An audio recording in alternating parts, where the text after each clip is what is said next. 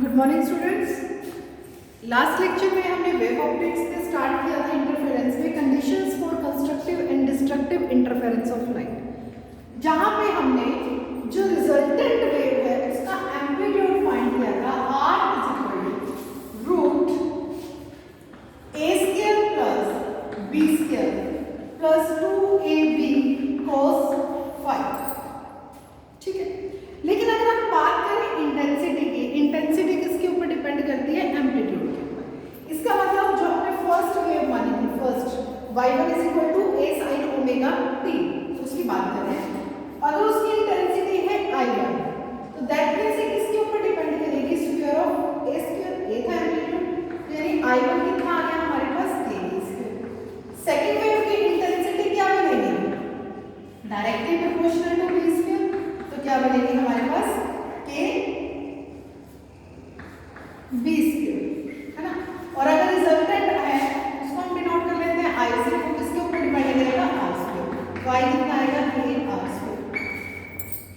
तो यहां से हमारे पास इंटेंसिटी क्या बनी? I is equal to square root of,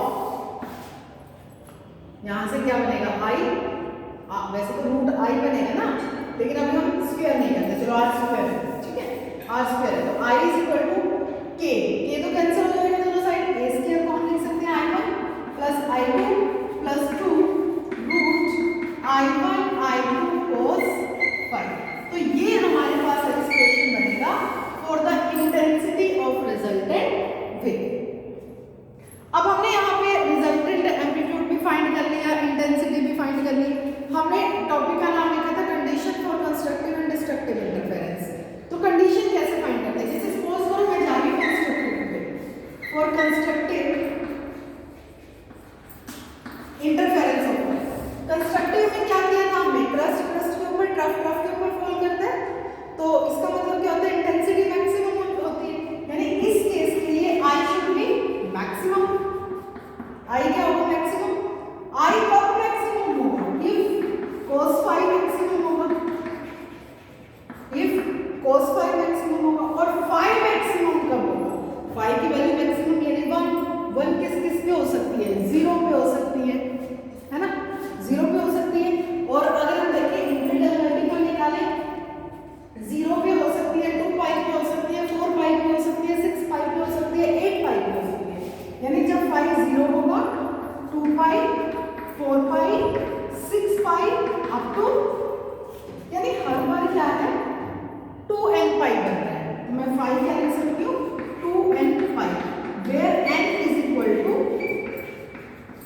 0 1 2 3 4 up to 100। तो हमारे पास फाई कितना आ गया? 2n पाई। इसका मतलब फाई जब 2n पाई होगा तो क्या होगा? Constructive interference. लेकिन अगर सपोज करो x इज पाथ डिफरेंस,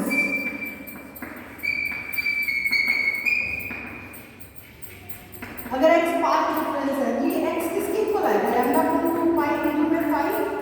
कैसे भाई? जब फेस हमारे पास 2 पाई है तो वेवलेंथ कितनी है? लैम्डा। 1 के लिए lambda by 2 pi.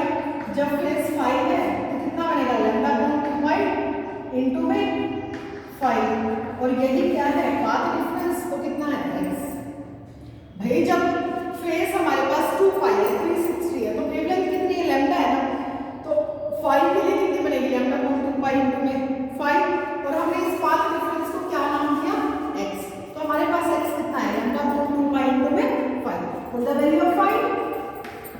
x upon 2n pi, 2 pi cancel, तो क्या बना? n lambda. यानी कंडीशन क्या बनी कंस्ट्रक्टिव इंटरफेरेंस के लिए? फाई तो होगा हमारे पास 2n पाई और पाथ डिफरेंस कितना होगा? n lambda. पाथ डिफरेंस क्या होगा? n lambda. नोट करें। अब बात आती है condition for destructive interference. For destructive interference, destructive interference के लिए हम कहेंगे cos फाई मिनिमम होना चाहिए, यानी -1, है ना। cos फाई क्या होना चाहिए? मिनिमम होना चाहिए। cos फाई मिनिमम कब होगा? जब फाई होगा पाई, क्योंकि हमें पता है cos 180 क्या होता है? -1। अगेन थर्ड में चले जाओ, 3 पाई 5 पाई 7 पाई अप टू 100 यही बनेगा। तो यानी हमारे पास फेज डिफरेंस क्या है, ओड इंटीग्रल मल्टीपल आ रहा है, तो यानी मैं इसको क्या लिख सकती हूँ 2n minus 1 pi, where n is equal to क्या करेंगे हम n 1 से करेंगे क्योंकि 0 तो हमारा जा चुका है, 1 2 3 4 0 हम क्यों नहीं लिखते, क्योंकि हमने ये पढ़ा भी था यहाँ फ्लोरेसेंट एक्सपेरिमेंट में जब इंटरफेरेंस हुई थी सेंट्रल मैक्सिमा बना था, इसलिए इसको हमने सिर्फ कंस्ट्रक्टिव में लिया है, डिस्ट्रक्टिव में नहीं लिया है। तो यानी जो बैंड शुरू होंगे वो कहाँ से होंगे, फर्स्ट बैंड से शुरू होगा जो डार्क है ना, सेंट्रल पे नहीं आएगा। तो इसलिए क्या है 1 2 3 4 अप टू 100। वही अगेन अगर x पाथ डिफरेंस है तो x हमारे पास क्या आएगा, लैम्डा अपॉन 2 पाई इनटू में 5, what the value of 5 2n minus 1 into pi, pi pi cancel तो क्या बना 2n माइनस 1 लैम्डा बाय 2। तो ये हमारे पास क्या है condition for destructive interference. Clear है, यानी हमने यहाँ पे कंडीशन फाइंड कर दी कि भाई फेज कितना होना चाहिए, फेज डिफरेंस 5 फाइंड किया, कंस्ट्रक्टिव के लिए इवन इंटीग्रल होगा, 2 पाई का इंटीग्रल मल्टीपल होगा है ना, और 2n का सॉरी, और इसमें क्या होगा ओड इंटीग्रल मल्टीपल होगा। और अगर पाथ डिफरेंस की बात करें वहाँ n लैम्डा है, यहाँ पे कितना बनेगा 2n minus 1 lambda bye 2। Clear है, तो ये थी डिस्ट्रक्टिव इंटरफेरेंस के लिए कंडीशन, नोट करें। तो हमने अभी क्या देखा कि अगर कंस्ट्रक्टिव इंटरफेरेंस है हमारे पास, तो कंस्ट्रक्टिव इंटरफेरेंस हमने देखा कि मैक्सिमम होनी चाहिए वैल्यू है ना, तो cos फाई की वैल्यू मैक्सिमम कितनी आ रही है हमारे पास +1। तो इसके अकॉर्डिंग अगर हम देखें r इज इक्वल टू क्या था हमारे पास a square plus b square plus 2ab cos phi तो मैक्सिमम है यानी 1 हो गया। ठीक है, इसको हम क्या लिख सकते हैं root a plus b whole square से स्क्वायर रूट कैंसिल, क्या बना a प्लस b, यानी मैक्सिमम रिजल्टेंट कंस्ट्रक्टिव इंटरफेरेंस में कितना आएगा a प्लस b। अगर बात करें इंटेंसिटी की, इंटेंसिटी तो डायरेक्टली प्रोपोर्शनल होती है स्क्वायर ऑफ एम्पलीट्यूड की, दैट मींस ये क्या होगा a प्लस b के स्क्वायर के डायरेक्टली प्रोपोर्शनल, कौन सी मैक्सिमम इंटेंसिटी। ठीक है जी, अगर डिस्ट्रक्टिव के लिए जाए हम, फॉर डिस्ट्रक्टिव इंटरफेरेंस मिनिमम होगा तो cos फाई कितना हो जाएगा -1, r हमारे पास यहाँ माइनस में गया तो कितना आएगा root a minus b whole square cancel, तो कितना आया a माइनस b, यानी जो इंटेंसिटी है मिनिमम वो कितनी बनी हमारे पास, इंटेंसिटी मिनिमम बनी हमारे पास a minus b whole square. दोनों के प्रोपोर्शनैलिटी साइन हटाओगे तो कांस्टेंट भी आएगा, यानी आप ये कह सकते हो इंटेंसिटी मैक्सिमम और मिनिमम का रेशियो क्या बनेगा हमारे पास a plus B whole square by a minus B, ये हमारे पास आ गया रेशियो ऑफ इंटेंसिटी। क्लियर है, नोट करेंगे। अब हम करेंगे एक्सप्रेशन फॉर फ्रिंज।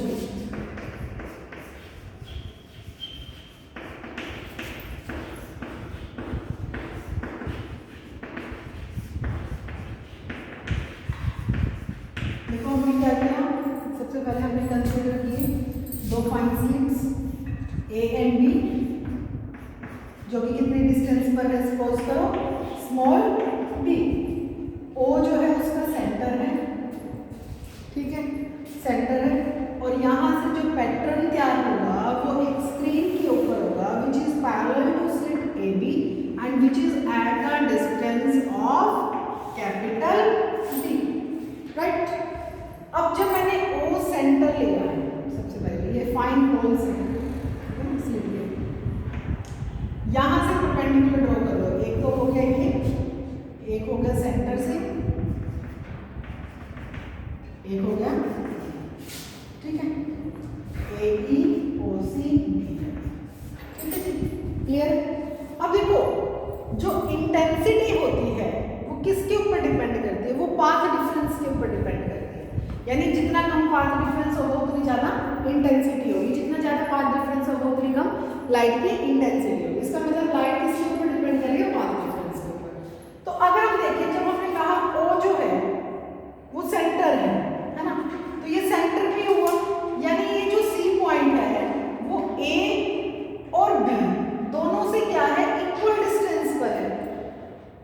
दोनों से क्या है, इक्वल डिस्टेंस पर है। जब इक्वल डिस्टेंस पर है तो इनका पाथ डिफरेंस कितना होगा, 0।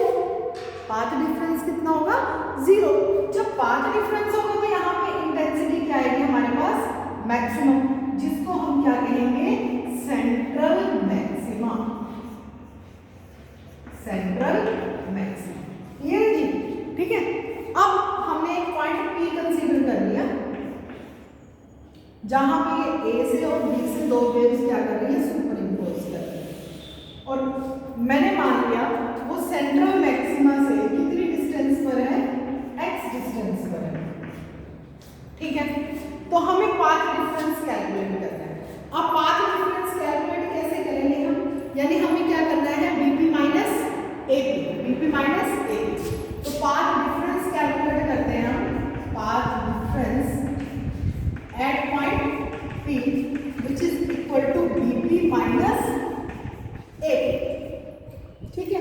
तो ये BP कितना आएगा हमारे पास, BP। देखो ये जो परपेंडिकुलर ड्रॉ किए हैं, ये हाइपोटेनस बना परपेंडिकुलर बेस, यानी क्या होगा, hypotenuse is equal to square root of perpendicular square plus base square. इसका मतलब क्या बनेगा, BP हमारे पास square root of BF square plus PF square. इसका मतलब स्क्वायर रूट ऑफ BF कितना है बच्चों, B स्क्वायर प्लस PF कितना बनेगा, चलो PF देखते हैं हम, ये बनेगा PC प्लस CF। PC किसके इक्वल है, X के इक्वल। CF किसके इक्वल आएगा, D/2, यानी ये पूरा कितना बन जाएगा, X प्लस D/2। तो क्या आएगा हमारे पास, X plus D/2 whole square, ठीक है। तो इसको हम क्या लिख सकते हैं, पहले तो इसमें से D स्क्वायर कॉमन ले लो, D आएगा तो स्क्वायर रूट है 1 plus X plus D/2 square by D square power 1/2, ठीक है। यही आएगा हमारे पास। Now using binomial theorem, binomial theorem तो याद रखिए सबको, 1 plus x complete power n is equal to 1 plus nx and high power can be neglected। तो by binomial theorem हमारे पास क्या आएगा, BP is equal to D 1 plus x plus D/2 whole square by 2D square, ये बनेगा, है ना। Similarly जब हम AP फाइंड करेंगे, देखो AP फाइंड करेंगे हम, तो हमारे पास क्या आएगा, AP। यहां पर जब AP फाइंड करेंगे, AE square plus PE square. AE तो हमारे पास D है, PE क्या होगा, PF माइनस CF, PF कितना है, सॉरी PC कितना है, X, और PC कितना है, D/2। तो क्या हो जाएगा, X minus D/2 whole square, यानी क्या फर्क आएगा, यहाँ पर माइनस आ जाएगा, बाकी ऐसे कैसे रहेगा। तो हमारे पास AP कितना बना, D 1 plus X minus D/2 whole square, अच्छा बायनोमियल थ्योरम कर रहे हैं, सॉरी, बाय 2D स्क्वायर। ये हमारे पास आ गया AP। अब हमें फाइंड क्या करना है, BP माइनस AP, पहले नोट करें, हाँ जी। तो अब हम फाइंड करते हैं path difference, BP minus AP D 1 plus x plus D/2 whole square by 2D square minus D 1 plus x minus D/2 whole square by 2D square। D common लेके minus कर लें हम, हाँ जी, 1 plus x plus D/2 whole square by 2D square minus 1 minus x minus D/2 whole square by 2D square, 1 cancel, 2D square common, अंदर क्या बचा, x plus D/2 whole square minus x minus D/2 whole square। So open the bracket, a square plus b square plus 2ab, that means x square plus d square by 4 plus 2ab minus x square minus d square by 4, minus आएगा तो minus minus plus हो जाएगा, फिर एक D से एक D cancel, 4 से d square by 4 cancel, तो क्या बना 1/2d multiply x D, sorry 2xd, तो क्या आया हमारे पास xd बाय डी। और इंटेंसिटी इस जो ये जो हमने लिया है अपने पॉइंट, इसमें जो इंटेंसिटी है ये किस पाथ पे डिपेंड कर रही है? डिपेंड कर रही है पाथ डिफरेंस पे। भाई पाथ डिफरेंस जो है वो इंटीग्रल मल्टीपल है वेवलेंथ का या फिर ओड इंटीग्रल मल्टीपल है हाफ वेवलेंथ का? क्योंकि अभी हमने क्या किया था, हमने फाइंड किया था कि कंस्ट्रक्टिव इंटरफेरेंस में पाथ डिफरेंस क्या होता है? Integral multiple of wavelength. और डिस्ट्रक्टिव इंटरफेरेंस जब मिनिमम इंटेंसिटी थी उसमें क्या था? Odd integral of half wavelength. तो अभी हमने यहाँ पे पाथ डिफरेंस जो है फाइंड किया है, इसके ये किसके इक्वल आएगा? दैट डिपेंड्स ऑन डिस्ट्रक्टिव और कंस्ट्रक्टिव इंटरफेरेंस। नोट करें। तो फॉर ब्राइट फ्रिंज यानी कंस्ट्रक्टिव के लिए अगर हम जाते हैं, फॉर ब्राइट फ्रिंज हमारे पास क्या आया था? ब्राइट फ्रिंज के लिए हमारे पास था इंटीग्रल मल्टीपल ऑफ वेवलेंथ। लेकिन अभी हमने कितना किया path difference find? xd by d। अभी कितना फाइंड किया?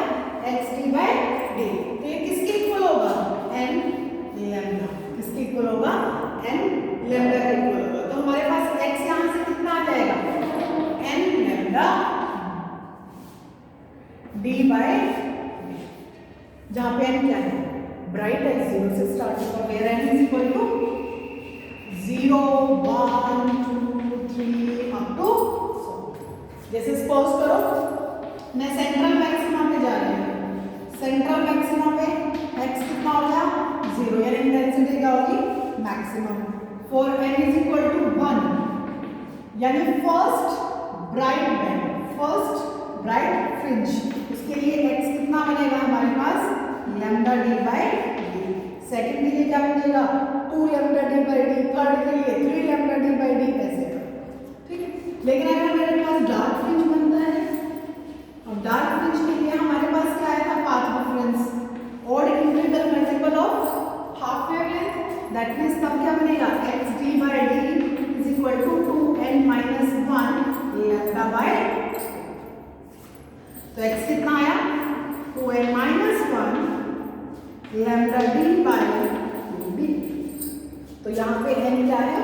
1 2 3 4 5 अप टू 4, क्योंकि सेंटर पे तो आएगा नहीं ना डार्क फ्रिंज, इसलिए 0 नहीं होगा। क्लियर है? नोट करें। अब मान लो पूछ लेते हैं क्वेश्चन कि प्रूव करें all dark and bright fringes are of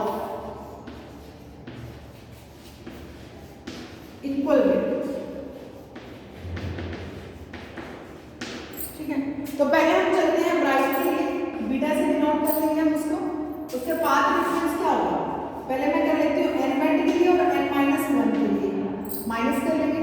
क्या आएगा हमारे पास? n lambda d by d। अभी हमने पाथ डिफरेंस फाइंड किया था, तो हमारे पास क्या बना था? n lambda d by d। तो क्या आएगा? n lambda d by d minus n minus 1 lambda d by d। तो क्या बना? n lambda d by d minus n lambda d by d minus minus plus lambda d by d। तो हमारे पास beta कितना आया? Lambda d by d। अब width आ गई हमारे पास से। अब मैं ब्राइट फ्रिंज के लिए विड्थ को कर लेती हूँ, सॉरी डार्क के लिए बीटा डैश। ठीक है, तो क्या करेंगे? xn dash minus xn minus 1 dash. तो क्या था? 2n minus 1 lambda d by 2n minus 1 lambda d by 2d। 2n minus 1 lambda d by 2d minus 2n minus 1 lambda d by 2। तो क्या बनेगा ये? 2n minus 1 lambda d by 2d minus 2n minus 2 minus 1 lambda d by 2d। ये तो minus 3 हो गया, 1 अलग कर लेते हैं, वो अलग कर लेते हैं। तो क्या बना? 2n minus 1 lambda d by 2d by वाला तो शायद समझ में आया जो मैं स्टेप करूँगी, इसलिए इजी वाला कर लेते हैं। हाँ जी, ऐसा करो 2n-1 को अलग कर लो, -2 वाले को अलग कर लो, -2n-1 lambda D by D minus minus plus 2 lambda D by D. ये तो कैंसिल हो गए, तो कितना बचा, 2 से 2 cancel, lambda D by D. देखो हमारे पास ब्राइट फ्रिंजेस के लिए विड्थ आई के लिए, डार्क के लिए विड्थ आई के लिए दोनों क्या है, इक्वल है। तो हम इसीलिए कह सकते हैं कि all dark and bright fringes are of equal width. सभी डार्क और ब्राइट फ्रिंज जो है वो क्या है, इक्वल विड्थ के। क्लियर है, नोट कर ले। मैक्सिमम इंटेंसिटी कितनी होती है, मिनिमम कितनी होती है, यानी सारे ब्राइट फ्रिंज की इंटेंसिटी सेम होगी, सारी डार्क की इंटेंसिटी सेम होगी। तो जब आप ग्राफ ड्रॉ करोगे फेज डिफरेंस का विद रिस्पेक्ट टू इंटेंसिटी, तो क्या आएगा, सेम इंटेंसिटी आएगी। 0, 2 पाई, 3 पाई, 4 पाई ऐसे चलता है। ठीक है, क्लियर। अच्छा एक चीज और, अगर कोहेरेंट सोर्स की जगह इनकोहेरेंट सोर्स करेंगे तो कोई फ्रिंज पैटर्न नहीं बनेगा, क्योंकि इंटेंसिटी जो है वो डबल होती जाएगी, सेम नहीं रहेगी, यूनिफॉर्म नहीं रहेगी। दूसरा आप ये कह सकते हो, अगर हम मोनोक्रोमेटिक की जगह व्हाइट लाइट यूज कर ले, सोर्स ऑफ लाइट जो हमारा वो व्हाइट बन जाए, तो पॉलीक्रोमेटिक बन के मल्टीपल वेवलेंथ्स होगी। तो सेंटर में तो क्या होगा, सेंटर में तो सारी लाइट आती रहेगी, तो वही सारी वेवलेंथ मिलके क्या बनाएंगे, व्हाइट लाइट। लेकिन उसके बाद इधर और इधर क्या बनेंगे, कलर्ड पैटर्न्स तैयार होंगे। कौन से पैटर्न तैयार होंगे, कलर्ड। और आपको पता है फ्रिंज विड्थ हमारे पास क्या है, लैम्डा डी बाई डी। तो लैम्डा की क्या है, डायरेक्टली प्रोपोर्शनल है। तो अगर मान लो रेड कलर की बात करें, रेड कलर की वेवलेंथ क्या होती है, ज़्यादा, तो उसकी फ्रिंज विड्थ क्या होगी, ज़्यादा, वॉयलेट की कम होगी। ठीक है, तो यानी फ्रिंज विड्थ भी क्या हो जाएगी, चेंज हो जाएगी। क्लियर है। तो ये था आपका